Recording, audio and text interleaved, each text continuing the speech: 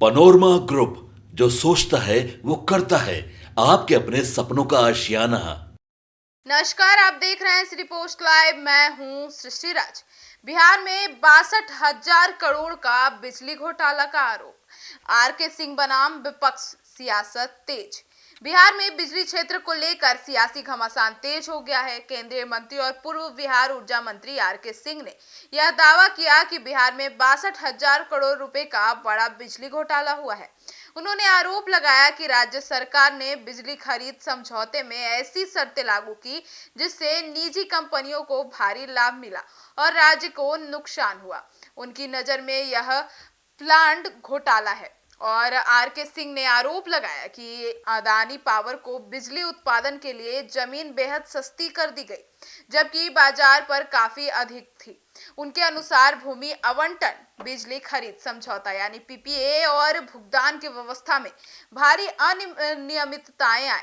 उनका कहना है कि सरकार ने जिन दरों पर बिजली खरीदी है वह राज्य की आर्थिक क्षमता और उपभोक्ता हितों से खिलाफ है।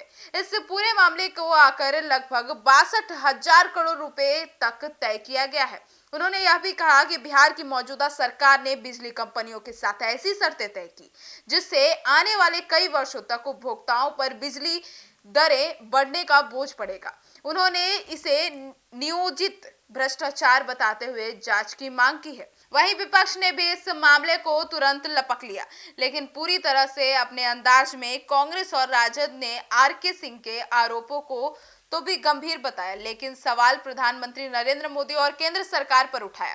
विपक्ष का कहना है कि अगर इससे बड़े स्तर पर घोटाला हुआ है तो मोदी सरकार चुप क्यों है। विपक्ष का यह भी तर्क है कि अदानी समूह का नाम आते ही केंद्र सरकार का मौन स्वतः संदेह पैदा कर देता है।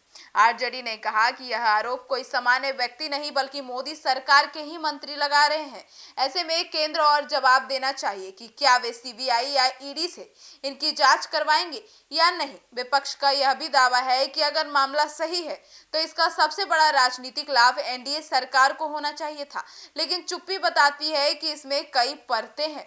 इधर बिहार सरकार की ओर से भी सफाई आई है और ऊर्जा विभाग और जेडीयू नेताओं का कहना है कि आर के सिंह राजनीति से प्रेरित होकर आरोप लगा रहे हैं, क्योंकि उनकी लोकसभा सीट और बिहार की अंदरूनी राजनीति में दबाव और प्रतिबद्धता बढ़ गई है।